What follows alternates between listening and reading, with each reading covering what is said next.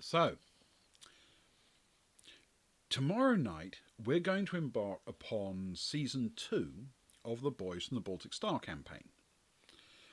I'm genuinely quite excited to put a dividing line into the campaign, because I think it will act like a tumble turn at the end of a length of a swimming pool, an opportunity to push off from the wall with new purpose in a slightly different direction. At the same time, the central threads of our campaign have to be woven into the narrative so we don't lose sight of the fate of the galaxy. And both of those must be achieved while making it a good jumping point for potential new viewers and not simply a rehash for current viewers, because we just did one of those. So, this is how I've approached it. The first part of Season 2 is going to take place on a new world to our viewers. The travellers have actually been here before, but only quite briefly. Only long enough to lose a single NPC to misadventure, and not even long enough to overthrow the government. We have to begin anew in this location, but also make sure the important threads of the campaign are kept in mind. So we're actually going to begin the adventure still aboard the Seamstress, with an opportunity to initiate some connections that will pay off once the ship arrives in orbit around Dillabrew. We'll make sure there are brief interactions with the key people, then rush to the surface to begin the new content. You see, Dillabrew is intended to be a place where the main story is incrementally moved, but there are a few independent adventures, or at least encounters, that should be fun in their own right. So here's my reasoning.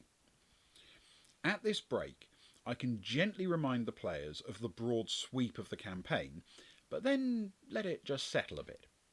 Then as we enter Dillabrew, we have the ability to reintroduce some of the NPCs, this time in a new environment, with new objectives, their crews finished, and their lives commencing once again.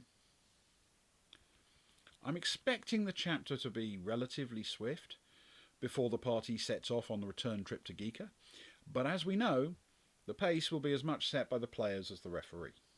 So what do I know? So this means for us that there are three things that are going to be important.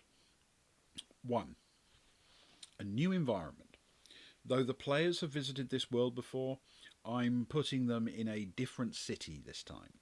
Specifically, so anyone who wasn't sitting around our table back in the very first session of the campaign long before we started streaming can learn about the planet at the same time as the players. 2. A few new adventure seeds. 2 of them are specific to this chapter, but there are a couple more that are back pocket stories. We might get to them in this chapter, or we might find them in a future location. And 3. A third-party scenario. I'm going to try to insert into the story a scenario that was very kindly provided to me by an adventure creator. I've done this before with the campaign back before we began streaming.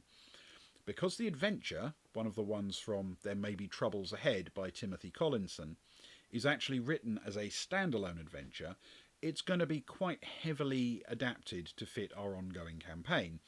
But hopefully, if Timothy ever watches us play, he'll approve of the changes. Hopefully.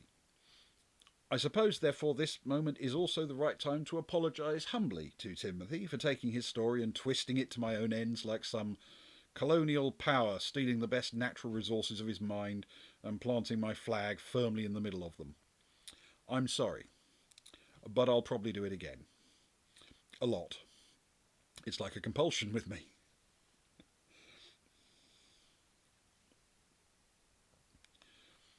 So, if you're interested in seeing how I integrate the third-party module into the campaign, and I'm quite curious myself, actually, it's possible for you to read the module in advance if you like, though I'm not entirely sure yet how closely our version will follow the original.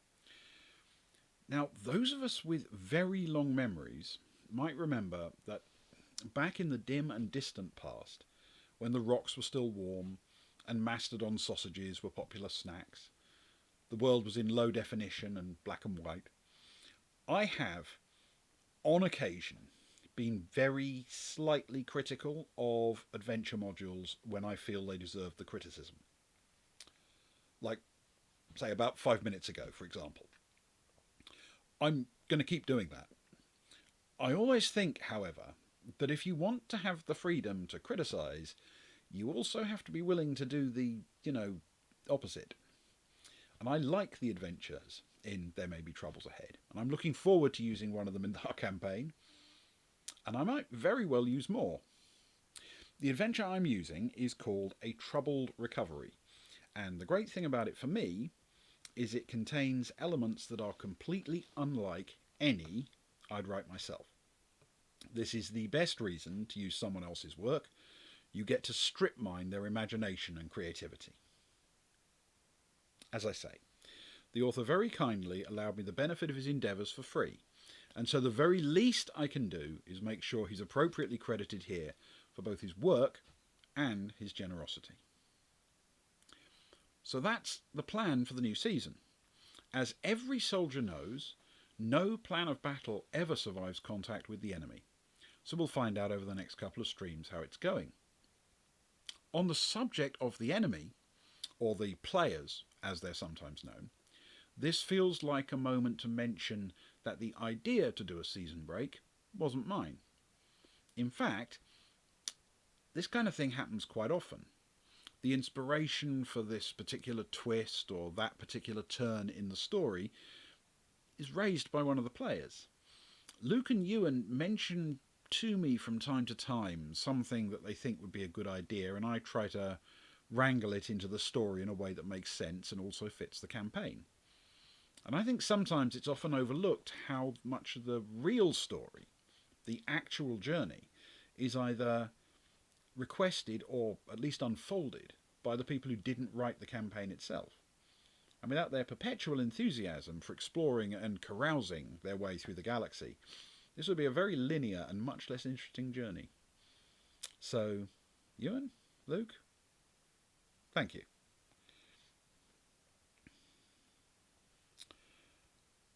So, that's it for this time. Once again, many thanks for joining me, and thanks for supporting our little channel.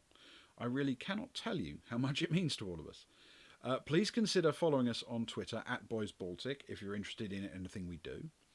If you're feeling particularly generous, you can even subscribe to us on Twitch. Because subscribers get little presents monthly as a thank you from us. And how many Twitch channels do that, eh? Tomorrow, at 11 PM UK time, we're assembling for our regular Traveller campaign session, only this time it's the opening episode of Season 2, as we just discussed. Now this is either going to be a lovely little change of scene for our heroes, or, if I mess it up, a slow motion pile-up that's impossible to look away from as, second by second, everything we've built up over the last year turns into a bowel movement live on the internet. It could go either way. Saturday at 11 PM UK time, Luke is strapping himself into my usual GM seat to walk us through Those Dark Places, a horror, techno, science, alien death, creepy android game. We get to have the pleasure of special guest Gilly once again, and I get to come up with random and unexpected things that make Luke question his life choices, as he does to me every week. Then Sunday, at the usual Luke Plays time of 11:45 PM in the UK, Luke will be continuing with Spooky Sunday, the ongoing mystery of the Man of Medan, which I'm really enjoying. It's cracking fun, and if you can find the time to watch it, I don't think you'll be disappointed. Many thanks for giving me your time this evening, or on demand. And please, have a very good night.